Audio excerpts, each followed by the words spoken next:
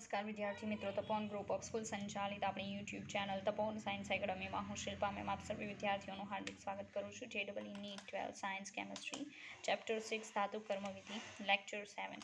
ચાલો, last video લેક્ચરની અંદર યાદ હોય તો મેં તમને કરાયું હતું ધાતુ કર્મવિધિના વિદ્યુત રાસાયણિક સિદ્ધાંતો, બરાબર છે. ઇલેક્ટ્રોકેમિકલ જે સિદ્ધાંતો છે આપણે જોયા હતા.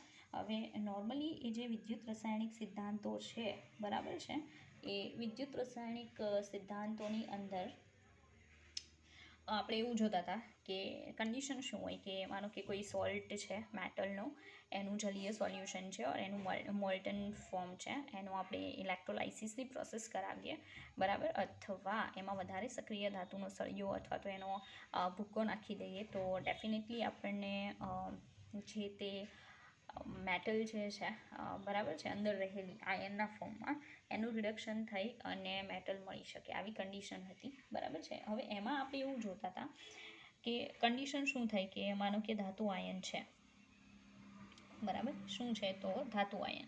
હવે કોઈ પણ મેટલનો આયન જે છે એનું કાલે જ સમજાયું હતું કે ઓક્સિડેશન પોટેન્શિયલની પ્રાઇસ જે છે એ હાઈ હોય છે, બરાબર. મેટલની ઓક્સિડેશન પોટેન્શિયલની પ્રાઇસ હાઈ હોય છે, મેટલ આયન નહીં. મેટલની ઓક્સિડેશન પોટેન્શિયલની પ્રાઇસ હાઈ હોય તો મેટલ આયન જે છે એની રિડક્શન પોટેન્શિયલની પ્રાઇસ જે છે એ લો હોય છે, બરાબર. અને લો હોવાના કારણે એનું ઇઝીલી રિડક્શન પોસિબલ નથી, ઇઝીલી નથી. તેમ છતાંય આપણે તો એનું રિડક્શન કરાવવું છે. તો શું કરવાનું કે આ જે મેટલ આયન હોય, બરાબર, એના દ્રાવણમાં વધુ સક્રિય ધાતુનો સળિયો, બરાબર, વધુ સક્રિય ધાતુનો સળિયો ઉમેરી શકાય તો પણ પ્રોસેસ પોસિબલ બની શકે છે. રેડી? ચાલો જોઈએ આપણે. ઉદાહરણ તરીકે હું કોપર અને Fe લઈ લઉં છું, બરાબર છે. તો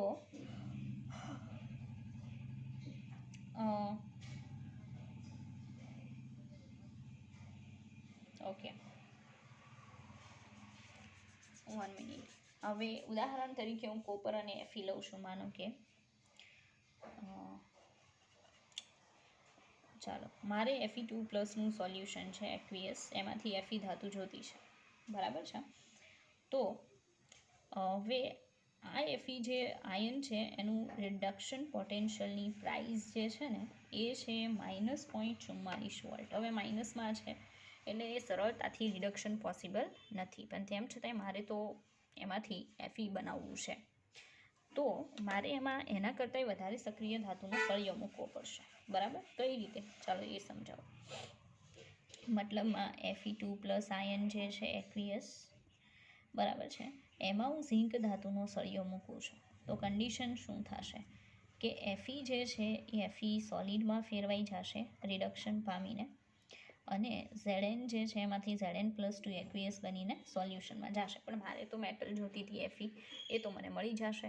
હવે આવું કઈ રીતે થાય? કારણ કે સાંભળજો કે આપણને ગમે એમ કરીને આ રિએક્શન સાથે સંકળાયેલ ડેલ્ટા G0 કેવો જોઈએ છે? નેગેટિવ, બરાબર છે. જો એ નેગેટિવ થાય તો અને તો જ હું Fe ધાતુ મેળવી શકું.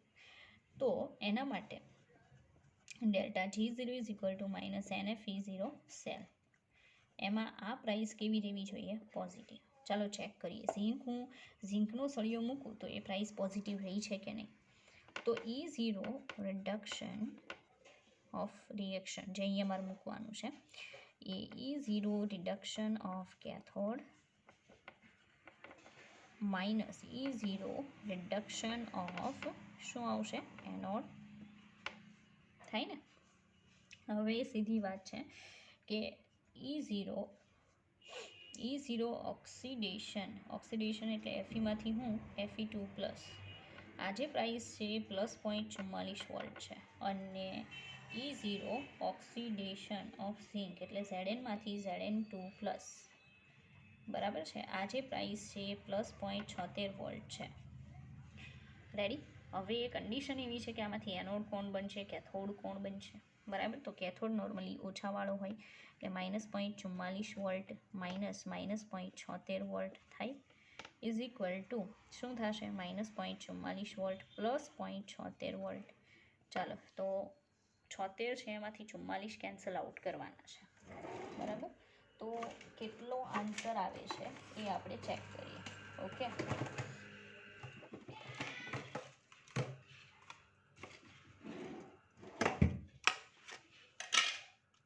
ચાલો, એટલે 0.76 માઇનસ 0.44 તો થશે 0.32, પણ પ્લસ 0.32 વોલ્ટ આવે છે. હવે આ પ્લસ 0.32 વોલ્ટ પ્લસ છે એટલે ડેલ્ટા G0 કેવો આવશે, નેગેટિવ. અને રિએક્શન જે છે આપમેળે પોસિબલ બનશે. મતલબમાં Fe+2 જે છે એ ધાતુમાં કન્વર્ટ થઈ શકશે અને આપણને ધાતુ મળશે, કારણ કે Fe કરતાં Zn નો સળિયો વધુ સક્રિય હોય છે, વધુ સક્રિય છે. એટલે તો કીધું હતું કે વધારે સક્રિય ધાતુ છે એનો સળિયો મૂકશો તો પણ જે મેટલ આયન છે એનું રિડક્શન થઈને તમને મેટલ મળી શકે. રેડી. તો આ વસ્તુ છે, આ સમજો. આની જગ્યાએ મેં જો કોપર લઈને પ્રોસેસ કરી હોત ને તો કોપરના લીધે આપણને Fe+2 માંથી Fe મળે જ નહીં, કારણ કે કોપર તો Fe કરતાં ઓછી સક્રિય છે એટલે એનાથી ઊંધું પોસિબલ નથી. રેડી. ચાલો આગળ જોઈએ આપણે. રેડી. તો ધાતુ આયનો હંમેશા કેથોડ પર જમા થાય છે, આ તો આપણને ખ્યાલ જ છે. તો આપણે શું કહીશું કે ધાતુ આયનો હંમેશા કેથોડ પર જમા થાય છે, કેથોડ પર જમા થાય છે. ધાતુ આયનો હંમેશા ક્યાં જમા થાય, કેથોડ પર, બરાબર છે. કેથોડ પર હંમેશા રિડક્શન થાય, પણ આપણને ખબર છે કે કેથોડ પર હંમેશા રિડક્શન થાય છે,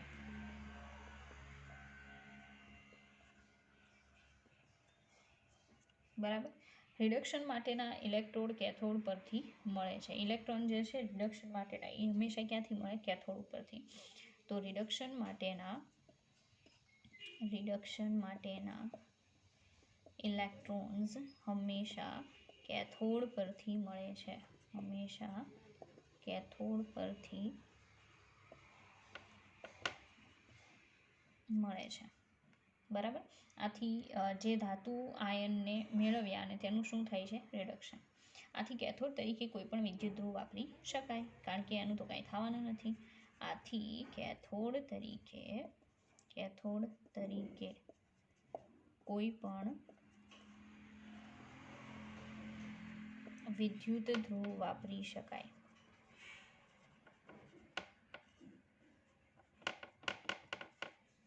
રેડી. કેથોડ તરીકે કોઈ પણ વિદ્યુત ધ્રુવ નોર્મલી યુઝ કરી શકાય, પરંતુ અશુદ્ધિ ન દાખલ થવા દેવી હોય આપણે જે મેટલ જમા થાય છે એમાં, તો નિષ્ક્રિય વિદ્યુત ધ્રુવ વાપરવા વધારે પ્રોપર કહેવાય, બરાબર. તો પરંતુ કોઈ પણ અશુદ્ધિ દાખલ ન થવા દેવા માટે પ્લેટિનમ કે ગ્રેફાઇટ જેવા નિષ્ક્રિય વિદ્યુત ધ્રુવ વાપરવા જોઈએ, નિષ્ક્રિય વિદ્યુત ધ્રુવ વાપરવા જોઈએ, બરાબર. તો નિષ્ક્રિય વિદ્યુત ધ્રુવ જે છે એ યુઝ કરી શકાય, તો અંદર અશુદ્ધિ દાખલ થશે નહીં, બરાબર છે. ચાલો, તો આ વસ્તુ ખાસ ધ્યાનમાં રાખવી. બીજું, જે ધાતુ જમા થવાની હોય તેના શુદ્ધ સ્વરૂપનો સળિયો રાખી શકાય, શુદ્ધ સ્વરૂપનો સળિયો રાખી શકાય.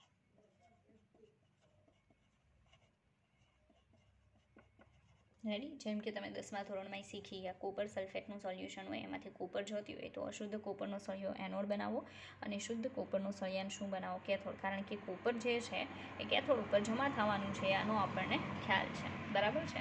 એટલે કોપર જે છે એ નોર્મલી તમને ક્યાં મળશે? કેથોડ ઉપર મળે.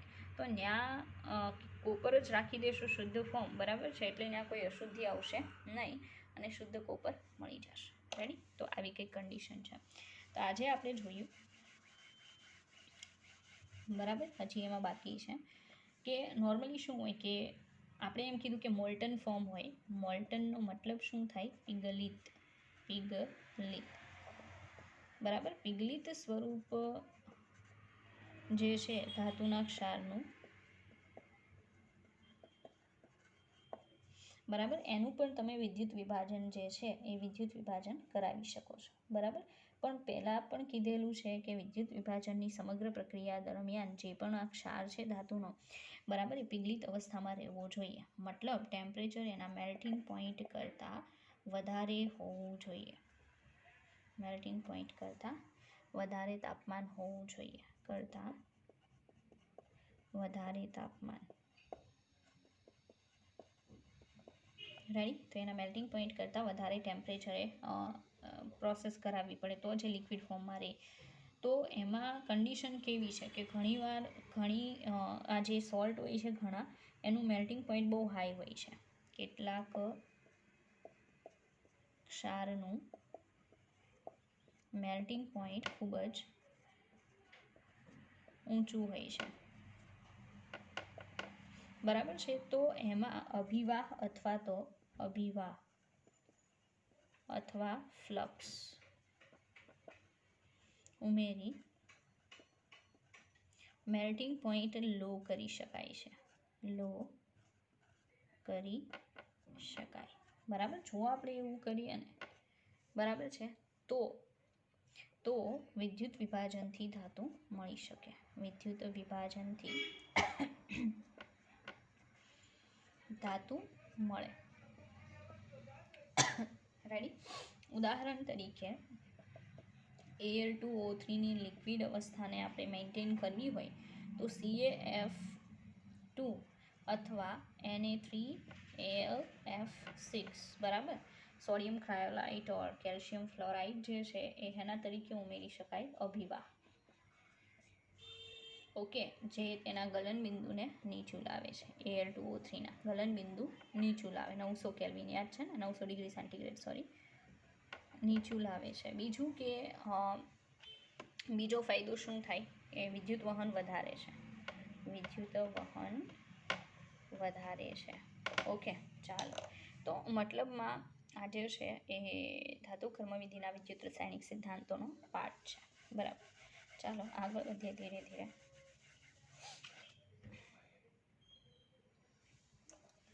ચાલો હવે આગળ જોશું. આગળ આપણે જોશું તબક્કા નંબર 3. અહીંયા વિદ્યુત રાસાયણિક સિદ્ધાંત પૂરો, બરાબર. તબક્કો 3. ત્રીજો તબક્કો આવશે અશુદ્ધ ધાતુનું શુદ્ધિકરણ. અશુદ્ધ ધાતુનું શુદ્ધિકરણ. રેડી? તો જે ઇમ્પ્યોર મેટલ છે એના પ્યુરિફિકેશનની ડિફરન્ટ મેથડ્સ જોવાની છે, બરાબર. પદ્ધતિઓ જે છે, જેટલી પણ પદ્ધતિ આપણે ઘણી બધી જોઈ છે, બરાબર. તો એ પદ્ધતિઓની પસંદગીનો આધાર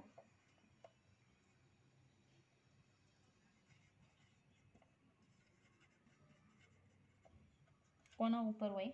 તો આવશે ધાતુના ગુણધર્મો અને અશુદ્ધિઓ પર હોય છે. ધાતુના ગુણધર્મો અને અશુદ્ધિ પર હોય છે.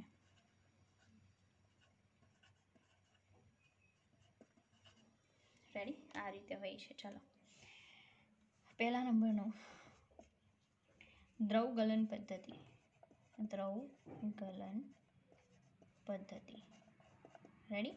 હવે દ્રવ ગલન પદ્ધતિમાં શું કરવામાં આવે? તો આ રીતે હોય છે. એક ઢળતી સપાટી હોય છે, બરાબર છે. હવે ઢળતી સપાટી જે છે એનું તાપમાન ધાતુના ગલનબિંદુ કરતાં થોડુંક ઊંચું રાખવામાં આવે છે. સપાટીનું તાપમાન જે તે ધાતુના મેલ્ટિંગ પોઈન્ટથી વધારે રખાય છે. બરાબર. ચાલો બીજા નંબરનું કે અહીંયા પાત્રમાં શુદ્ધ ધાતુ જમા થાય છે. રેડી. ચાલો અહીંયાથી અશુદ્ધિવાળી જે મેટલ છે એ મેટલને અહીંયા પડવા દેવામાં આવે. અંદર શું હશે? અશુદ્ધિ હોય છે. બરાબર, ઇમ્પ્યુરિટી હોય છે. હવે કન્ડિશન એવી થશે, સાંભળજો, કે મેટલ અહીંયા લિક્વિડ ફોર્મમાં આવી જશે. બરાબર છે, મેટલ અહીંયા લિક્વિડ ફોર્મમાં નીચે આવશે, પણ અશુદ્ધિ જે છે એ અશુદ્ધિ એઝ ઇટ ઇઝ અહીંયા રહી જશે. એ કાંઈ લિક્વિડ ફોર્મમાં આવતી નથી. તો અશુદ્ધિ અહીંયા રહી જાય, કારણ કે એનું ગલનબિંદુ જે છે એ મેટલના ગલનબિંદુ કરતાં ઊંચું હોય છે. બરાબર છે, એટલે અશુદ્ધિ ત્યાં રહી જશે અને મેટલ જે છે એ નીચે જમા થશે. બરાબર છે. તો નીચા ગલનબિંદુવાળી ધાતુઓ જે છે કઈ કઈ આવશે? ટીન છે, લેડ, બરાબર, બિસ્મથ, આ બધાના મેલ્ટિંગ પોઈન્ટ લો છે. તો એવી ધાતુઓનું પ્યુરિફિકેશન આ જે પ્રોસેસ છે એનાથી કરાવી શકાય. ધાતુ પ્રવાહી સ્વરૂપે નીચે પાત્રમાં ભેગી થઈ અશુદ્ધિઓ સપાટી પર રહી જાય છે. બરાબર, તો એક આ પ્રોસેસ છે.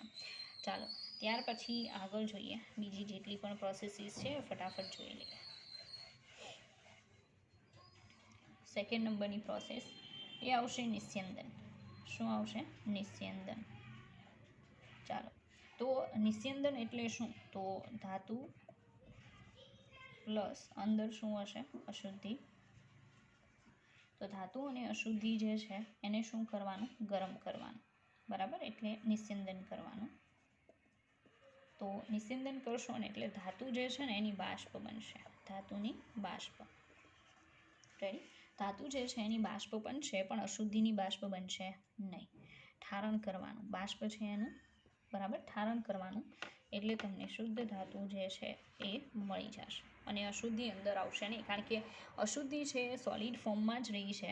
એના ગલનબિંદુ મેલ્ટિંગ પોઈન્ટ હાઈ હોય છે, એટલે એ કંઈ લિક્વિડ બનીને ગેસમાં ફેરવાશે નહીં. ખાલી કોણ ફેરવાશે? ધાતુ, કારણ કે એના melting point and boiling point બંને કેવા હોય છે?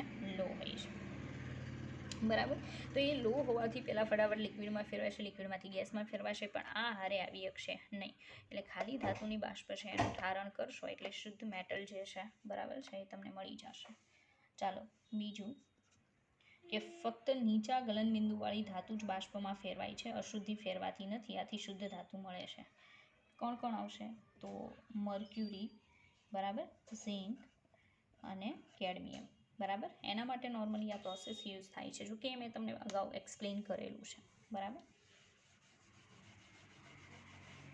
ચાલો, તો આ સેકન્ડ પ્રોસેસ હતી. હવે થર્ડ પ્રોસેસ જોઈએ. ચાલો ત્રીજા નંબરની પ્રોસેસ, હા એક બાબત રહી ગઈ જે મોસ્ટ ઇમ્પોર્ટન્ટ છે. બરાબર, તો એ તમને કહી દઉં. લાઈક મર્ક્યુરી માટે નીચા દબાણે નિસ્યંદન કરવા દબાણ ઘટાડવું પડે છે, જે શૂન્ય અવકાશ નિસ્યંદન પદ્ધતિ તરીકે ઓળખાય છે. મતલબમાં મર્ક્યુરી જે છે એ ઓલરેડી લિક્વિડ ફોર્મમાં હોય છે, તો એને ખાલી આપણે થોડીક ગરમ કરશું ને ત્યાં ફટાફટ ગેસમાં ફેરવાશે. તો જે પાત્ર લીધું છે એ પાત્રનું દબાણ અચાનકથી વધી જાય અને પાત્ર ફાટી ન જાય એટલા માટે પાત્રની અંદર કોઈ પણ વાયુ રહેવા દેવામાં આવતો નથી અને શૂન્ય અવકાશ કરવામાં આવે છે.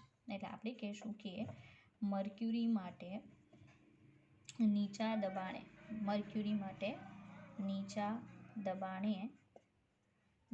નિસ્યંદન કરવા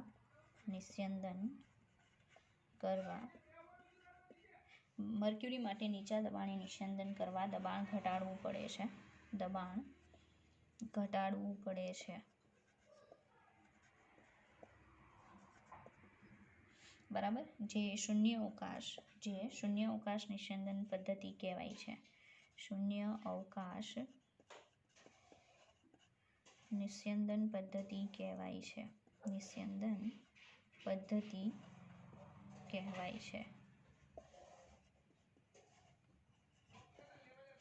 રેડી, એને શૂન્ય અવકાશ નિસ્યંદન પદ્ધતિ તરીકે ઓળખાય છે. તો મર્ક્યુરી માટે જે નિસ્યંદનની પ્રોસેસ યુઝ થાય છે એને કહેવામાં આવશે શૂન્ય અવકાશ નિસ્યંદન પદ્ધતિ. રેડી.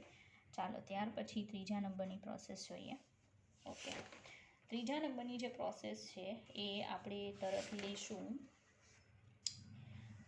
બાષ્પ અવસ્થા શુદ્ધિકરણ, બરાબર, બાષ્પ અવસ્થા શુદ્ધિકરણ. ચાલો, તો બાષ્પ અવસ્થા શુદ્ધિકરણની જે પ્રોસેસ છે, બરાબર, એના માટે એમાં બે જોવાની છે, એક મોન્ડ કાર્બોનિલ અને બીજા નંબરની જે છે એને કહેવામાં આવશે વાન આર્કેલ પદ્ધતિ. તો પહેલાં આપણે જોઈએ મોન્ડ કાર્બોનિલ પદ્ધતિ. મોન્ડ કાર્બોનિલ પદ્ધતિ. રેડી? ચાલો, મોન્ડ કાર્બોનિલ પદ્ધતિમાં નિકલનું શુદ્ધિકરણ થાય. તો નિકલ સોલિડ પ્લસ અંદર શું હશે? અશુદ્ધિ હશે. રેડી? ચાલો, એમાં નાખવામાં આવે 4 mall carbon monoxide gas. Temperature 330 થી 350 કેલ્વિન, બરાબર. એટલે એમાંથી એક સંકીર્ણ બને NiCO4. આને કહેવાય, આ જે બને ને, બરાબર છે, એ કમ્પાઉન્ડ જે બને છે એ કમ્પાઉન્ડમાં ખાલી નિકલ આવી શકે, અશુદ્ધિ આવી શકે નહીં. નામ છે નિકલ ટેટ્રા કાર્બોનિલ, બરાબર. તો નિકલ ટેટ્રા કાર્બોનિલ જે છે એ એક સંકીર્ણ છે જેમાં નિકલનો ઓક્સિડેશન આંક 0 છે. ઓક્સિડેશન આંક ઇઝ ઇક્વલ ટુ 0, બરાબર. નિકલ જે છે એનો ઓક્સિડેશન આંક કેટલો છે? 0 છે. તો આ જે છે એ આવશે નિકલ ટેટ્રા કાર્બોનિલ બને છે અને બાષ્પશીલ હોય છે. મતલબ તમને કયા ફોર્મમાં મળે? ગેસિયસ ફોર્મમાં. જ્યારે અશુદ્ધિ છે એ અલગ રહી જશે કારણ કે આ સંયોજનમાં આવશે નહીં. હવે શું કરવાનું કે આને એકઠું કરવાનું. તો NiCO4 જે છે ગેસ, એને એકઠો કરી અને એને ગરમ કરવાનો, બરાબર. કેટલા ટેમ્પરેચરે? 450 થી 470 કેલ્વિને ગરમ કરવાનો. તો Ni શુદ્ધ મળે પ્લસ કાર્બન મોનોક્સાઇડ ગેસ જે છે 4 મોલ એ અલગ થઈ જશે. તો આવી જે પ્રોસેસ છે એ નિકલના શુદ્ધિકરણ માટેની પ્રોસેસ છે અને મોન્ડ કાર્બોનિલ પદ્ધતિ કહેવાય છે. બાષ્પ અવસ્થા શુદ્ધિકરણ છે, મતલબ એમાં જે પણ બનશે ને એ ગેસિયસ ફોર્મમાં બને છે. ઓકે, ચાલો. ત્યાર પછી જોશું વાન આર્કેલ પદ્ધતિ. કઈ આવશે? તો વાન આર્કેલ પદ્ધતિ. રેડી?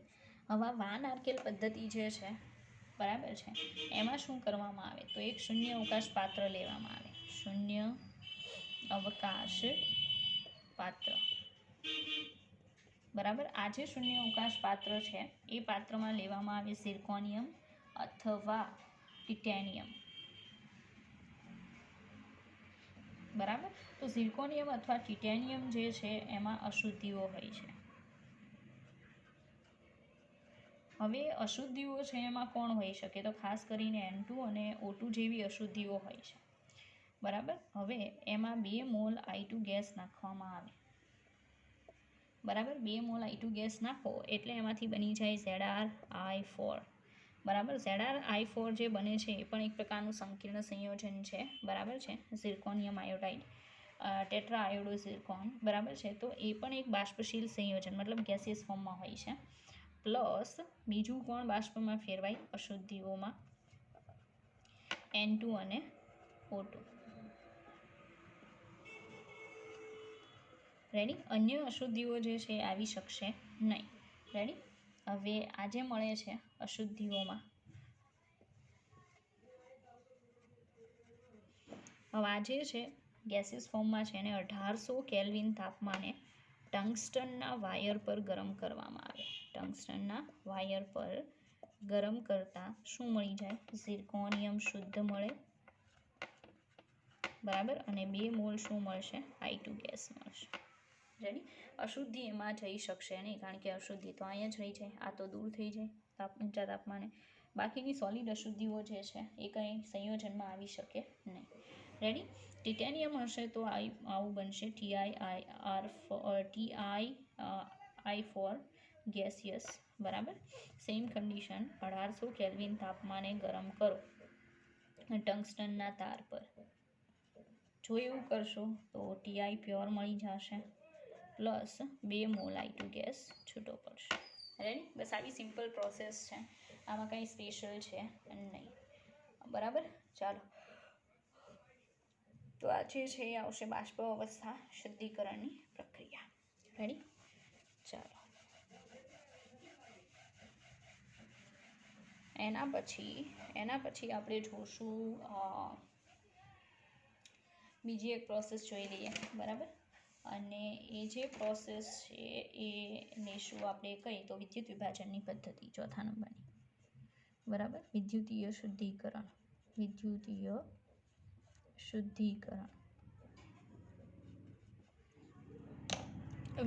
શુદ્ધિકરણ એટલે શું કરવાનું? વિદ્યુત વિભાજન. રેડી? વિદ્યુત વિભાજન બહુ સિમ્પલ છે. આપણે જે અગાઉ જોતા હતા એમ કે એક પાત્ર લેવાનું, પાત્રમાં વિદ્યુત વિભાજનનું દ્રાવણ ભરવાનું, ઇલેક્ટ્રોલાઇટ વિદ્યુત વિભાજ્ય દ્રાવણ. રેડી? વિદ્યુત વિભાજનનું દ્રાવણ ભરી અંદર જે મેટલ આયન છે એનું અશુદ્ધ સળિયો, બરાબર, એને એનોડ બનાવવાનો. અને આ જે બીજો સળિયો હોય, બરાબર, એને એટલે શુદ્ધ ધાતુનો સળિયો, રેડી, એને શું બનાવવાનો? કેથોડ. ઓકે. પછી વચ્ચે જોડવાની બેટરી,